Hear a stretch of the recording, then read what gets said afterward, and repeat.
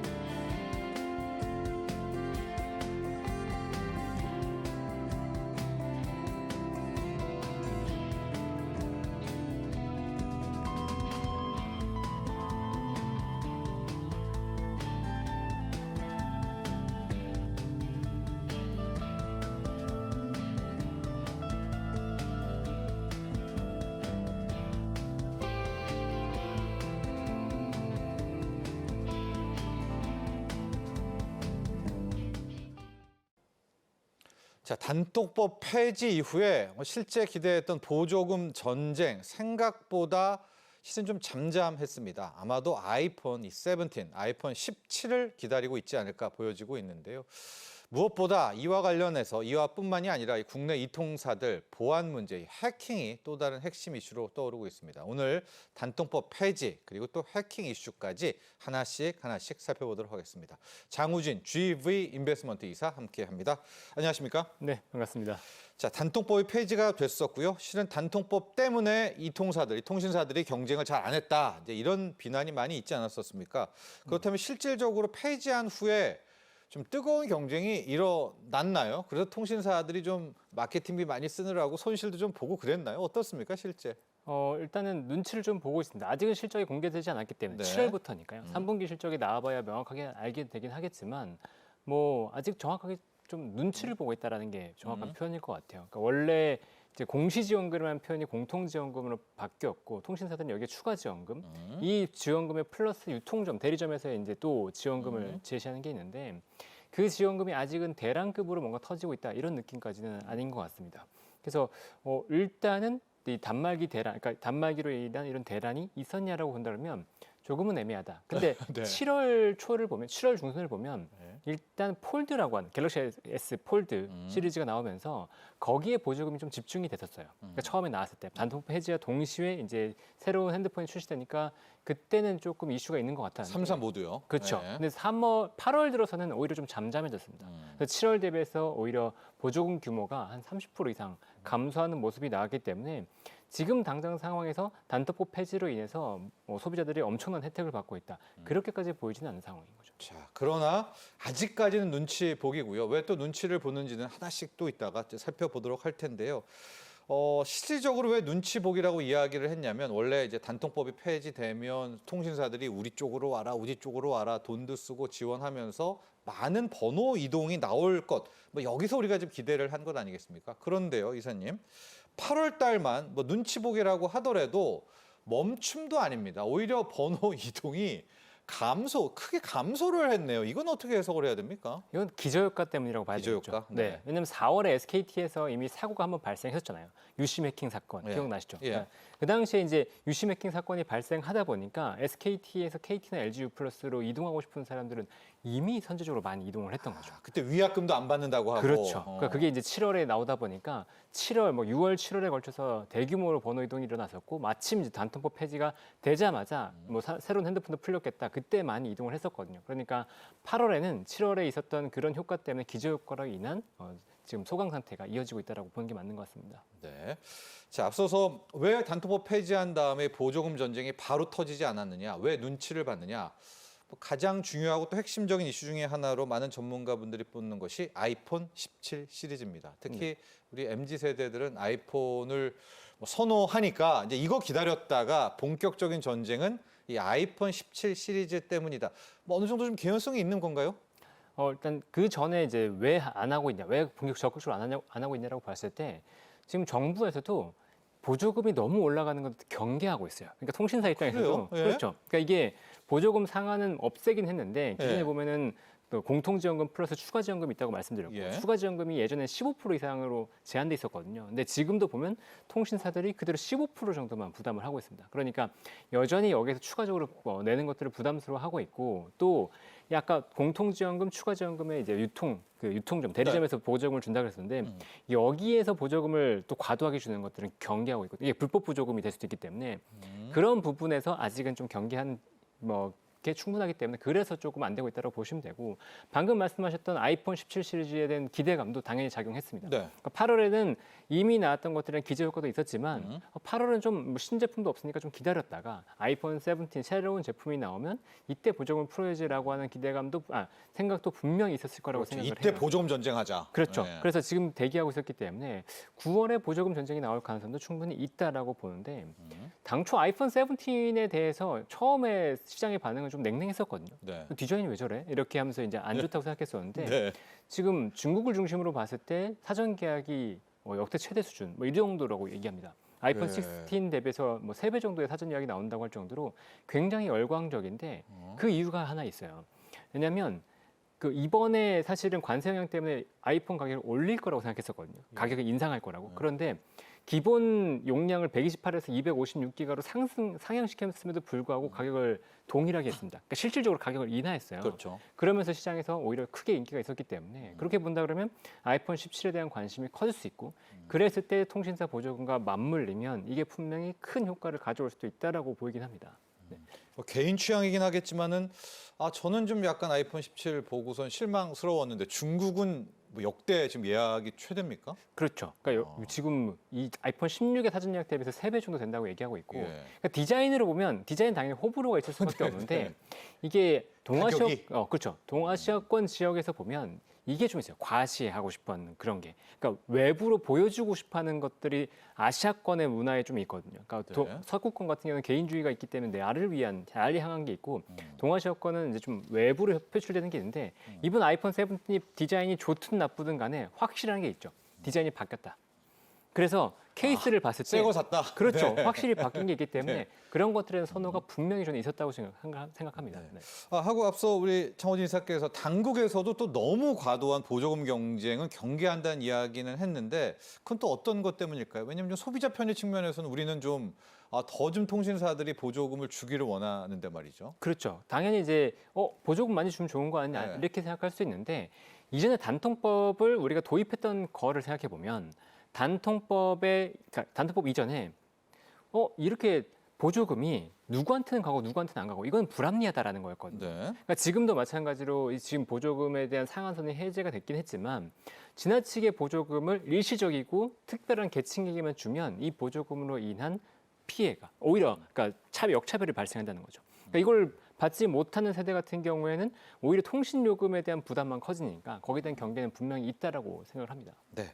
자, 그리고 또 하나의 시장 점검할 게 알뜰폰입니다. 실은 알뜰폰이 단통법 때문에 이제 저가 매력이 있었는데 이런 식으로 보조금에 무제한 경쟁 나오게 되니까 가장 큰 피해 바로 알뜰폰 시장이 볼 것이다. 어떻습니까? 지금 알뜰폰 시장들 많이 힘들어하고 있나요? 지금까지의 현황 좀 한번 볼까요? 일단 알뜰폰의 상반기 성과를 봤을 때 시장 점유율 1등인 KT의 자회사는 실적이 좋습니다.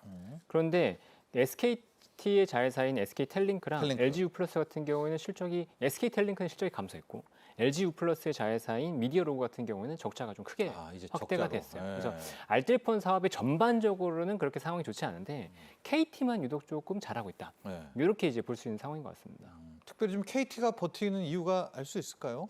이것도 이제 SKT에서 유출되면서 번호 이동에 대한 이슈가 좀 있지 않나 싶은데. 알뜰폰까지. 네, 근데 또 점유율이 1등이고 서비스가 또 탄탄하다 보니까 소비자들이 KT 쪽에 알뜰폰을 몰렸던 게 아닌가 싶은 생각이 듭니다. 자, 그러나 이제 SK 쪽과 LG 유플러스 쪽의 알뜰폰 쪽은 상당히 좀 타격을 본 것은 또 맞다. 이렇게 그렇죠. 정리를 해보겠습니다. 전반적으로 알뜰폰 사업이 지금 위축을 받을 거라고 우려가 되는 게 알뜰폰의 메리트는 이제 가격이 싸다는 거잖아요. 근데 예. 보조금을 많이 풀어서 단말기를 싸게 살 수 있다 그러면 알뜰폰의 이런 매력은 줄어들 수밖에 없거든요. 아무래도 알뜰폰에서는 단말기 관련된 보조금을 지급할 여력이 적기 때문에 네. 그렇게 본다면 알뜰폰의 사업은 조금 타격의 가능성이 보인다는 거죠. 그 해법 중에 하나로요. 알뜰폰에서 중고 단말기 얘기 많이 나오고 이제 알뜰폰만의 좀 혜택을 주려는 정부 노력들 좀 있거든요. 그런 네네. 것도 한번 같이 좀 살펴봐 주시죠. 뭐 통신 요금을 낮추고 싶어하는 정부의 노력이 있기 때문에 네. 분명히 이제 알뜰폰을 지원하려고 할 텐데 그렇죠. 일단은 중고폰을 활성화를 가장 먼저 염두에 두고 있습니다. 근데 중고폰이라고 한다면 사람들이 걱정하는 게 뭐냐면, 그러니까 중고차를 살 때도 우리가 이제 레몬 시장이라고 말하잖아요. 네. 그러니까 이게 신지 아닌지 알 수가 없다. 네. 그러니까 중고폰도 마찬가지로 이게 좋은지 안 좋은지 알 수 없으니까 우리가 인증하는 업체를 통해서 그러니까 인증 제도를 만들어줄게. 예. 인증하는 업체를 통해서 판매하는 것들은 우리 너희들이 신뢰를 할 수 있을 거야. 이런 식으로 이제 정책을 만들고 있고요. 2025년 5월에 본격적으로 이제 안심거래 사업자 인증 제도를 시작해서 당시에 이제 7개 사업자를 선정했고 최근에 8개 추가 선정해서 15개 사업자가 중고폰 안심거래 사업자 인증 제도에 인증을 받았습니다. 네. 근데 인증 사업자들의 의무를 보면 분실폰인지 도난폰인지 이제 일단 확인해줘라. 네. 그리고 개인정보를 명확하게 삭제를 해라. 음. 그리고 그러니까 핸드폰별로 등급을 분류하고 품질 검사를 좀 정확하게 해라. 그리고 성능 확인서 같은 것도 발급해서 이 핸드폰을 샀을 때 소비자들이 전혀 불편함이 없게, 그리고 AS도 충분하게 해서 이 향후에 사고 나서 구매하고 나서 이걸 이용하는데 전혀 불편함이 없게 하라고 하는 게 이제 인증제도고요. 이런 인증제도가 된다 그러면 소비자들은 불안감을 많이 감수하겠죠. 근데 사업자들이 얘기하는 건 뭐냐면 인증제도만으로는 안 된다. 실제로 가격의 혜택이 더 있어야지만 이게 된다는 건데. 근데 있지 않겠습니까? 중고폰인데. 그러니까 중고폰이라 싸긴 싼데요. 네. 그러니까 세금 관련해서 좀 문제가 있었습니다. 뭐냐면 예. 우리가 처음에 이런 기기를 살 때 부가세를 부과하잖아요. 예. 그러니까 그런 부가세를 이미 냈는데 중고 중고 기기를 또 매입할 때 그때 또 부가세를 부과했다는 거죠. 지금까지. 그러니까 이건 이중과세다. 네. 라고 하면서 그러면 우리는 가격이 부담이고 가격이 부담이 되면 결국 소비자한테 전가야 되는데 이거는 안 된다라고 이제 그 매입자들이 얘기한 거죠. 그래서 이런 중고폰 사업자들이 결국은 중고폰 매입에 대한 세액 공제를 해달라, 아니면 부가가치세 면제를 해달라라고 요청을 했고 지금 현재 법에 이제 법 개정안이 국회에서 발의가 돼서 네. 논의 중에 있습니다. 자, 사업자들에게 중고폰 매입 세액 공제를 일단 주면 더 많이, 그렇죠? 알뜰폰으로 가입했을 때 중고폰 가격이 더 많이 떨어질 수가 있기 때문에 아마 이게 실질적으로 좀 적용되는지는 확인해 보셔야 될 것 같고요. 자, 이렇게 단통법 시장 좀 정리를 해보고요. 단통법 폐지 이후의 시장. 지금부터는 정말 큰 이슈입니다. 해킹 사태 봐야 될 것 같아요. SK텔레콤 해킹 사태도 저희가 이제 다뤄드렸었는데 최근에 KT 소액 결제 해킹 나오고 있고 뭐 LG 유플러스도 언급이 돼 가고 있고요. 이 개인정보 유출, 해킹 이 사건들 한번 정리를 해보고 들어가 볼까요? 일단 SKT 사건 같은 경우는 이제 올해 4월에 발생했던 사건인데 SKT 내부망의 핵심 서버를 탈취했어요. 핵심 서버에 있는 유심 관련된 정보를 탈취하면서 유심이 복제되거나 이런 문제가 있을 수 있다라고 하면서 유심이 대거 교체 사건이 발생을 했었죠. 그래서 SKT에서 KT나 LG U+로 갈아타는 고객들이 굉장히 많았는데 최근에 말씀하신 대로 KT에서 또 문제가 발생을 했습니다. 네. 근데 KT에서 문제가 발생한 걸 보면 소액 결제에 대한 해킹 사고가 발생했어요. 이 사건이 굉장히 재밌는데 몇 가지 좀 의미를 갖고 있는 게 뭐냐면 그러니까 미니 기지국이라고 펜토셀이라고 네. 5G 같은 경우에는 이제 멀리 주파수가 가지 않기 때문에 중간중간 작은 주파수 기지국을 둬서 도심에서 활용할 수 있게끔 만들었거든요. 근데 이 펜토셀과 연결되는 이 중간단에서 보안이 약한 거예요. 그래서 몰래 가짜 기지국을 설치해서 여기에서 소액 결제를 지시를 했더니 네. 소액 결제가 됐다라는 거죠. 그러면 이게 KT만의 문제라고 봤을 때 그렇진 않다. KT에서 문제가 발생했지만 SKT나 LG유플러스도 언제든지 발생할 수 있는 문제였다라는 거고 더 중요한 건 뭐냐면 이동식 기지국을 누군가가 만들었다는 거예요.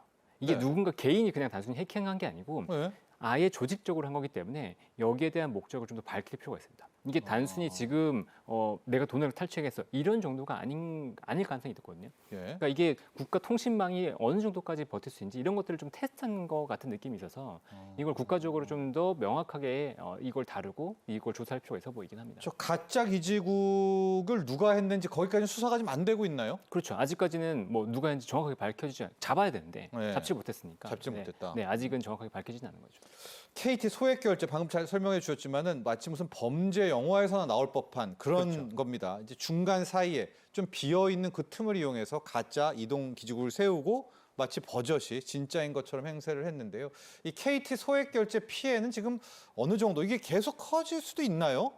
추가적으로 커질 가능성은 없습니다. 일단은 막았기 때문에. 됐습니다. 네. 네. 근데 현재까지 밝혀진 걸로는 278건 1억 7천만 원 정도의 피해라고 밝혀지긴 했는데 지금 KT로 들어온 민원이 9만 건 정도라고 합니다. 그래서 정확하게 이게 어떻게 될지는 예. 좀 더 지켜봐야 되긴 할 것 같은데 일단 발생한 지역을 보면 광명시, 그다음에 서울 금천구 영등포 지역에서 새벽에 긴급하게 이제 발생을 했던 거예요. 그러니까 긴급하게 이제 그때 기지국이 이동식 기지국이 그때 등장하면서 거기에서 주변에 있는 KT 단말기를 쓰고 있는 사람들의 소액 결제가 발생을 한 건데 이게 이제 추가적으로 계속 발생할 거냐? 이미 경계를 하고 있기 때문에 여기에 대해서는 나오지는 않을 것 같은데 네. 이 9만 건의 이 민원 중에서 실제로 소액 결제 피해자가 얼마나 되는지는 추가적으로 확인할 필요는 있어 보입니다. 네. 자, 막는 방법은 투트랙입니다. 첫 번째는 기업들이 보안 의무 다해야 되겠고요. 우리 개인이 또 챙길 건 챙겨야 될 것 같은데요. 먼저 이 기업 보안 의무 강화 방안들 보도록 하겠습니다. 당국이 바로 이제 좀 뭐 미비점을 보완해라. 기업 쪽에 대한 책무를 이야기했는데 어떤 내용들이 있습니까? 네, 일단 여러 가지 세 가지 축이 있습니다. 선제적으로 제도를 개선하고, 그다음에 상시적인 내부 통제를 강화하고, 그다음에 엄정한 처분 및 권리 구제에 대한 얘기를 했는데 선제적 제도 개선이라는 건 뭐냐면 아니 소 잃고 외양간 고치지 마라. 미리 새 외양간을 좀 대비해라. 이래서 미리 취약점 같은 게 있으면 파악을 해놓고 거기에 대해서 문제를 항상 점검을 해라. 그리고 실제 해킹 같은 경우도 모의 점검까지 포함해서 더 엄격하게 시행하라라고 하는 게 이제 선제적 제도 개선이라고 보시면 되고요. 네. 상시적 내부 통제 같은 경우에는 직원들이 개인정보 보호라든가 이런 것들을 위해서 전문 인력을 양성을 하고 그다음에 이 개인정보 보호 책임자 권한을 확대시키면서 기업들이 이런 정보들 통제들을 좀 더 명확하게 하라라는 거였고 세 번째 이제 엄정한 처분 같은 경우에는 지금까지는 너무 송방망이 쳐버렸다. 네. 그러니까 이런 사건이 발생하면 좀 더 정말 이 기업에 큰 책임을 묻겠다. 책임을 묻으니까 이거 정말 관리 잘해라. 그리고 여기에 대한 피해자들에 대해서 권리 구제를 좀 더 빠르고 명확하게 해줘라라고 하는 것들이 이번 안전관리 체계 강화 방안에 들어갔다고 보시면 될 것 같습니다. 네, 개인 차원의 대응 방안도 봐야 될 것 같습니다. 뭐 여러분은 어떠실지 모르겠지만 저는 이 핸드폰 소액 결제를 많이 좀 이용하거든요. 네. 뭐 배달이나 이럴 때에서 방통위가 지금 개인의 대응 방안도 함께 좀 제시한 것들이 있습니다. 이것도 좀 마지막으로 소개해 주시죠. 방통에서 제시한 내용들을 보면 일단 소액 결제 내역들을 잘 확인하셔라라는 게 있고, 그다음에 예방법으로 제시한 게 소액 결제 이용 한도를 축소하거나 차단해라라고 얘기했거든요. 근데 소액 결제를 이미 이용하고 계신 분들에 대한 건 이게 이제 답은 아니라서 새로운 방안이 좀 필요할 것 같습니다. 여기에서 이거를 결제를 막을 수 있는 새로운 보안 방법들이 등장할 거기 때문에 네. 이거 자체에 대해서는 지금 얘기할 건 아닌 것 같고요. 그러니까 정부에서도 보면 일단 현재 상황에서는 소액 결제 이용 한도 축소 또는 차단 이걸 개인에게 의무를 지우면서 개인들이 이걸 차단하는 거 말고는 명확한 답이 없다는 걸 또 보여주고 있어요. 네. 그리고 뭐 우리 또 할 것들 없습니까? 뭐 앱을 깐다라든가 이런 건 아직까지 현실적인 대응 방법이 안 되나 봅니다. 뭐 앱을 깔거나 이런 것들로는 방금 말씀하셨듯이 이제 보안의 취약점을 먼저 공격했기 때문에 우리가 앱을 깔고 있었다고 하더라도 패스까지 이번에 뚫렸다고 하거든요. 패스 앱이 있다고 하더라도. PASS, 피해서 패스요. 네. 패스도 이걸 열었다고 하니까 실제 이걸 우리가 이제 뭐 한다고 개인들이 뭔가를 엄청나게 막는다고 해서 되는 건 아니라는 거죠. 어떻게 보면 SKT도 그렇고 KT도 그렇고 정보가 털린 것들은 기업의 서버에서 털렸거든요. 그리고 최근에 화이트해커가 정부에게 정보를 제공했다 하는 것들 중에서 보면 통신사에서 핵심 자료들이 유출됐다라는 것들이 뭐 보고되고 있는데 예. 그것도 보면은 결국은 이런 정부 기관이라든가 일단 통신사들의 정보가 털린 거예요. 개인이 아니고. 근데 개인 같은 경우에 주의할 필요는 있죠. 개인이 주의할 건 뭐냐면 메일이나 뭐 문자 이런 것들 있을 때 함부로 그걸 누르면 안 되고 그게 정확하게 확인을 해야 되는데 최근에 아까 말씀드렸던 화이트 해커가 그 털었던 정보들이 어떻게 설치됐냐를 살펴봤을 때 공인 인서 같은 거 비밀번호를 입력하는 것도 가짜로 만들었어요. 가짜로 만들어서 근데 비밀번호 입력할 때 저희 XX 나오면서 안 보이잖아요. 그러니까 그거를 잘못 입력했다고 하면서 그 잘못 입력한 정보가 실제 어디로 가냐? 실제 잘못 입력했습니다라고 하는 그 사이트로 넘어가게 만들어 놓은 거예요. 그러니까 비밀번호는 탈취해 놓고 실제 그렇게 연결하니까 사람은 몰랐던 거죠. 그래서 정부 기관이라든가 통신사에 있는 사람들이 그 내가 잘못된 해킹 프로그램이 있는지 모르고 입력했다가 정보를 다 털린 겁니다. 네. 그게 결국은 이제 개인들이 더 주의해야 된다는 거, 더 주의해서 네. 내가 이렇게 관리하는 게 필요하다라는 걸 알 수 있는 거죠. 자, 뭐 SKT, KT의 이 해킹 사태 뭐 쉬쉬하기보다는요, 아예 또 공론화 시켜서 전 국민 또 전 국가적인 대응책이 필요할 것으로 보입니다. 장우진 GV 인베스트먼트 이사와 함께했습니다. 오늘 감사합니다. 네, 감사합니다. 자, 이어서 두 번째 이슈 시작해 보겠습니다. 영상 보시고 난 뒤 이야기 계속 이어가죠.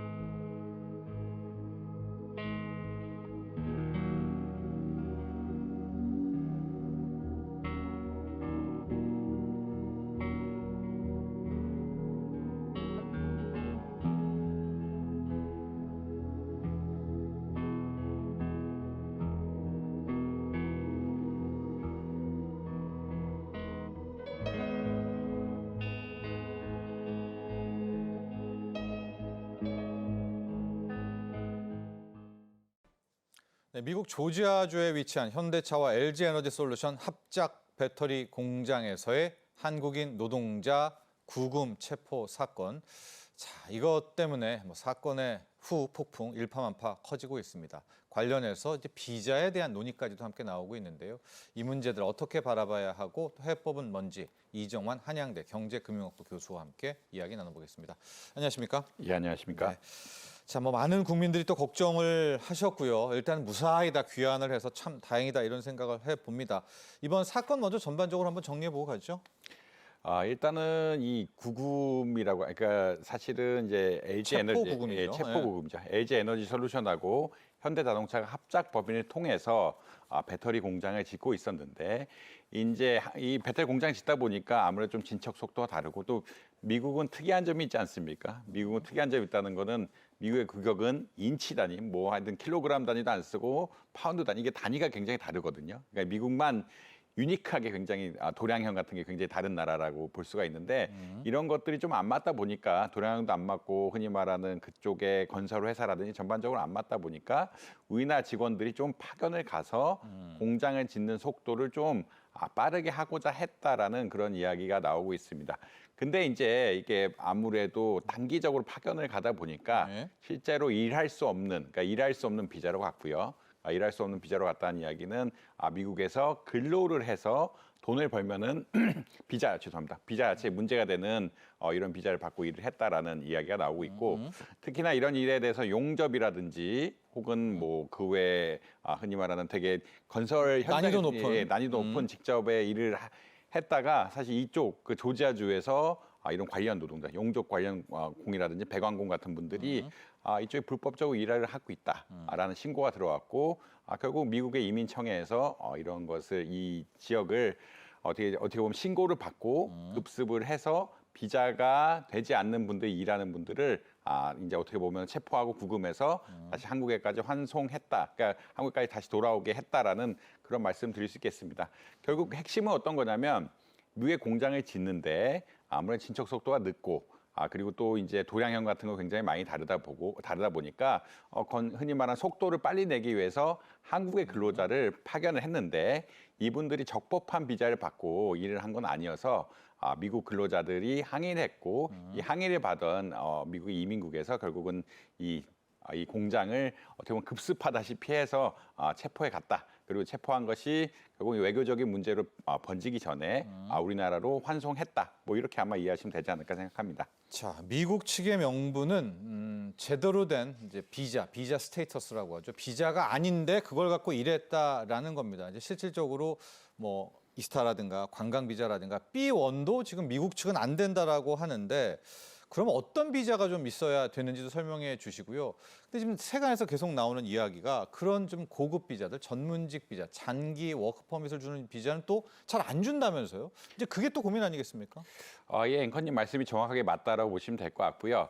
일단 앵커님이 말씀하신 B1 비자는 우리나라 사람들이 가서 회의하고 단기적으로 회의하고 교육시키는 정도의 비자만 할 수 있다라고 보시면 될 것 같습니다.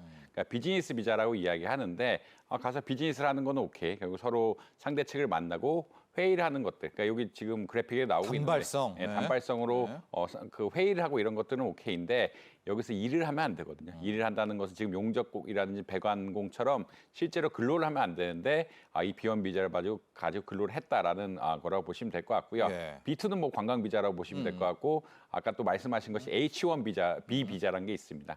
이거는 전문직 취업 비자라고 이야기해서 과학자라든지 R&D 하는 고급 인력들에 대해서 비자를 내주는데 여기는 또 굉장히 까다롭게 내준다라고 하고 있어서 네. 이거는 나라별로 쿼터도 있고 굉장히 얻기 어려운 비자라고 보시면 될 것 같아요. L1은 왜 안 주나요? 이번에 L1을 받았으면 될 것 같은데. 근데 정근이란 것은 주재원으로 아예 파견이 나가면서 회사의 스테이터스가 바꿔야 되는데 그러진 않고 사실 이분들은 단기적으로 가서 공장의 건설 속도를 빨리 하기 위해서 가신 그거 분들이라 하고 오시니까. 다시 와요. 그러니까 주재원 같은 분들이 아예 갔다라고 하면은 L1 비자를 적법하게 받아가지고 가면 됐는데 그게 안 됐다라고 보시면 될 것 같고 F1, J1, O1 같은 뭐 것들은 학생이죠. 학생 네. 비자랑 상관없는데 E2 비자, 투자자 비자라고 이야기해서 미국 내 사업체를 가지고 투자하는 비자로 갔으면 뭐 일종의 일을 할 수가 있는데 그런 거 역시 E2 비자 역시 좀 발급이 어렵다 보니까 이게 쉽지 않았다. 결국은 B1, H1B 어떻게 보자라면 E2 비자 중 혹은 L1까지 받아야 되는데 이 기준들이 워낙 까다롭다 보니까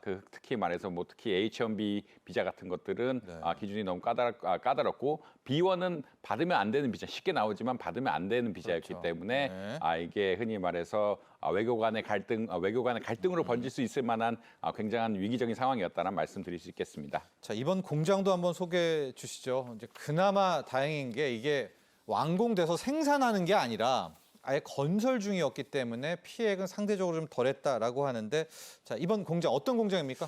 사실 이제 두 가지 측면이 있습니다. 지금 공장을 짓는 것은 사실은 기업 측 입장에서는 굉장히 비용이죠. 그러니까 공기를 단축시키지 않으면 공사비는 계속 늘어나게 되고 공사비가 늘어나는 것은 사실 물건을 만들 수도 없는데 공사비가 늘어나는 것은 피해만 누적되는 것이기 때문에 기업들에 대해서 굉장히 피하려고 한다. 다만 이게 공장이 지어지고 만약 한국인 근로자가 이런 식으로 지금 생산하다가 만약에 단기 저랬으면 비자로 갔다 피해액이 그러면 예. 흔히 말하는 생산 자체가 스탑이 돼버려야 되는 네. 상황들이 발생할 수 있기 때문에 더 피해가 커질 수가 있었는데 뭐 둘 다 안 좋다. 결국 지금은 공기를 단축시키기 위해서 이런 설치하고 그러니까 우리나라 한국 기술이 있다 보니까요.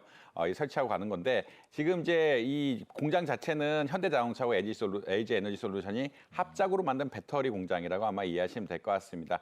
왜냐하면 지금 현대자동차가 미국 시장에 적극적으로 나서려고 하고 있고 특히 전기차 베이스로 나서려고 하고 있기 때문에 이 배터리가 굉장히 많이 필요한데 네. 그렇기 때문에 이 조지아주의 현대자동차하고 LG 에너지 솔루션이 50대 50으로 합작을 해서 아니면 배터리 공장을 만들었다고 보시면 될 것 같고 지금 건설 비용이 약 6조 원 정도 된다라고 아마 이해하시면 될 것 같습니다.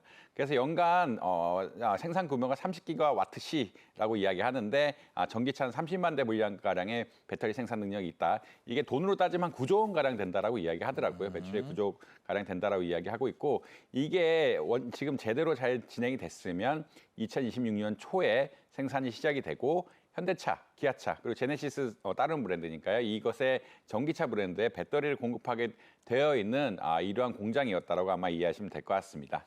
그럼 일정이 이게 굉장히 늦춰지게 됩니까? 왜냐하면 이제 다 들어왔잖아요, 근로자들은. 또 보내야 되는데 지금 비자가 나올지 안 나올지는 또 봐야 될 거 아니겠습니까? 지금 내년에 이 실제 이 생산은 될까요?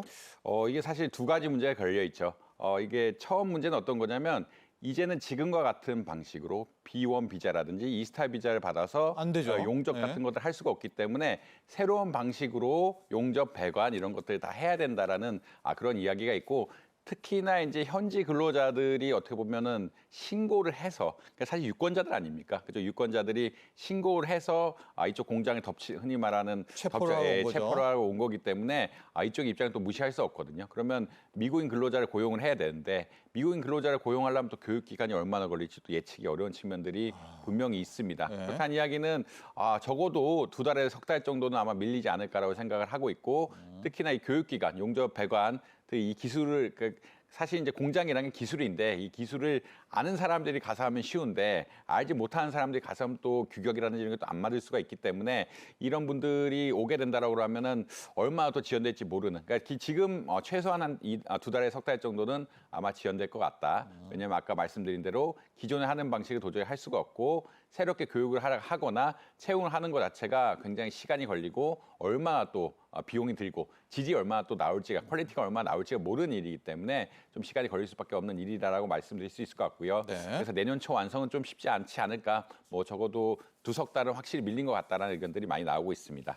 자, 근데 숨겨진 피해도 있습니다. 왜냐하면 이제 트럼프 대통령이 OPPPA라고 해서 이제 새로운 자신만의 법안을 만들지 않았습니까? 그 전에 우리에게 줬던 이 첨단 제조 생산 세액 공제 AMPC 바이든 때 줬던 거는 특정한 조건을 달면서 이때까지만 하고 이제 폐지를 하게 되는데 만에 하나 이번 공장이 더 건설이 늦어지고 우리의 배터리 생산이 더 늦어지게 된다면 원래 받을 수 있었던 이 세액 공제 말입니다. 이거 못 받을 수도 있는 건가요? 못 받을 가능성도 혹은 줄어들 가능성이 굉장히 많다라고 가능성. 생각을 네. 하고 있습니다. 어떤 이유에서라면 사실 트럼프 대통령이 이게 처음 들어와서 한 것 중 하나가 인플레이션 감축법, IRA 법의 취소였거든요. 네. 이런 지금 보조금 AMPC라는 보조금은 이 인플레이션 감축법 안에서 하나의 제도로서 들어온 방법이라고 보시면 될 것 같고 결국 고급 제조 공장 짓는 데 있어서 적극적으로 이제 미국이 보조금 주겠다라는 그런 이야기를 하고 있습니다. 그래서 1kW 시당 뭐 $35 이런 이야기를 하고 있는데 사실 작년에 뭐 LG 에너지솔루션 몇 분기별로 보면은 영업이익의 대부분이 이 보조금으로 나왔다라고 할 네. 정도로 이 보조금 규모 자체가 굉장히 크고 LG 에너지솔루션의 영업이익에 굉장히 큰 영향을 미치는 그런 영향이었다라고 보시면 될 것 같습니다. 그래서 뭐 2분기만 보면은 거의 5천억 가량 받았거든요. AMPC로 5천억 가량 받았는데 이게 공장이 지연된다는 얘기는 당해 연도에 쓴 돈이 작아지게 된다는 이야기고 당해 연도에 쓴 돈이 작아지게 되면은 아무래도 이 비례해서 받거나 혹은 생산하면서 받는 이런 보조금들이 축소될 수밖에 없는 이런 상황이 된다라고 아마 이해하시면 될 것 같습니다. 특히나 그 트럼프 행정부가 지금 이 인플레이션 감축법에 대해서 굉장히 빨리 없애려고 하고 있거든요. 시한을 걸고 있잖아요. 시한을 네. 걸고 있어서 이 기간에 또 못 맞추면은 미래에 또 보조금을 못 받을 수도 있기 때문에 LG 에너지솔루션 입장 혹은 이 전기차 배터리 생산업체 입장에서는 굉장히 큰 손해가 있을 수 있다는 말씀 드릴 수 있을 것 같습니다. 자, 근데 LG 에너지 솔루션뿐만이 아니라 우리의 2차 전지 배터리 공장들 속속 미국에 많이 이제 들어가서 또 건설 중인 걸로 알고 있습니다. 대표적인 게 삼성 SDI, SK온도 있거든요. 그 밖에 삼성전자, LG 등이 많이 있고요. 이런 곳들의 지금 공장 건설은 어떻게 돼가고 있나요?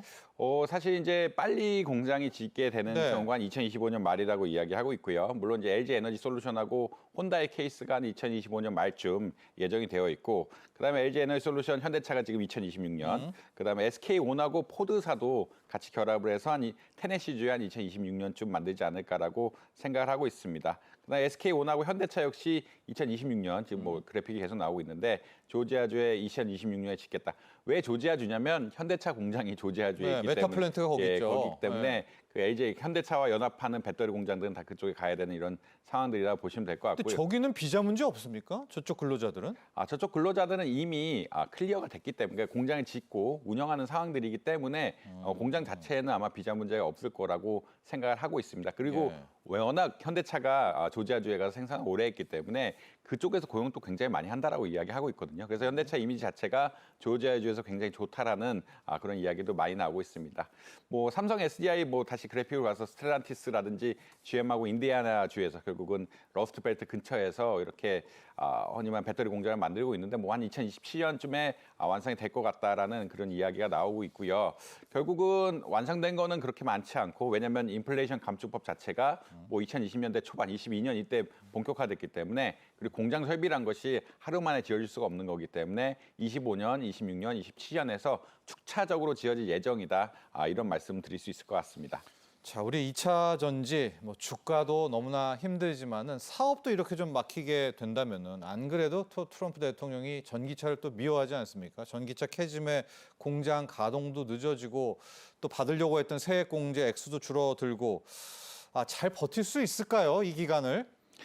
사실 이제 전기차 캐즘 시대가 한번 오면서 또 트럼프 대통령이 이제 친환경 정책을 어떻게 보면 거의 포기하다시피 워낙 하면서 싫어하죠. 거의 포기 뭐 ESG에 2만 으로 싫어한다는 얘기를 네. 하는 이야기도 있는데 그렇게 싫어하면서 전기차 판매량이 좀 줄어들고 있고 그렇다는 이야기는 배터리 자체의 수요가 좀 많이 줄어들고 있다라는 말씀드릴 수 있겠습니다. 또 중국 시장은 중국의 기술이 워낙 발전하다 보니까 우리나라가 거의 들어갈 수 없는 시장처럼 이미 되어버렸기 때문에 이제 시장 자체가 EU 시장으로 가는 수밖에 없는 이런 상황들이 되었다라고 보시면 될 것 같고요. 그렇기 때문에 배터리 업체들이 사실 뭐 LG 에너지 솔루션도 작년에 보조금 안 받았으면 거의 흑자, 거의 보더라인이 있다고 얘기하거든요. 네네. 흑자가 거의 안 났다라고 네. 이야기하는데 그만큼 수익이 좀 잘 안 나는 이런 상황이 되었다라는 말씀 드릴 수 있겠습니다. 여기서 보조금이 깎인다든지 공장 지는데 오래 걸린다라고 하면은 현금 흐름 자체가 부정적이 되면서 또 비용이 는다든가 하면 건설 그 비용이. 건설 비용이 네. 늘게 되고 사실 공기가 늘면은 건설 비용이 무조건 네. 늘어나게 돼 있거든요. 그런 것들이 늘어나게 되면은 LG 에너지 솔루션에 뭐 흔히 말하는 현금 흐름에 부정적인 영향을 미칠 수밖에 없고 다른 기업들도 마찬가지이기 때문에 그 부정적인 뉴스다. 그렇기 때문에 사실 이제 좀 사업을 다각화한다라는 이야기가 나올 정도로 사업을 다각화한다는 이야기는 어떤 거냐면 배터리도 만들지만 배터리 만드는 기술로 에너지 저장 장치 ESS라는 걸 만들 수 있거든요. 근데 ESS는 태양광 발전한다든지 데이터 센터를 짓는데 어마어마하게 크게 들어가야 되는 이런 부품들이기 때문에 그쪽에 뭐 기술력을 집중해서 빠르게 이제 흔히 말하는 배터리 부분에 적자를 메꾸고 에너지 저장 장치에 흑자를 유도하는 이런 정책을 피지 않을까라고 예측을 하고 있는 것이 사실이다라고 보시면 될 것 같습니다.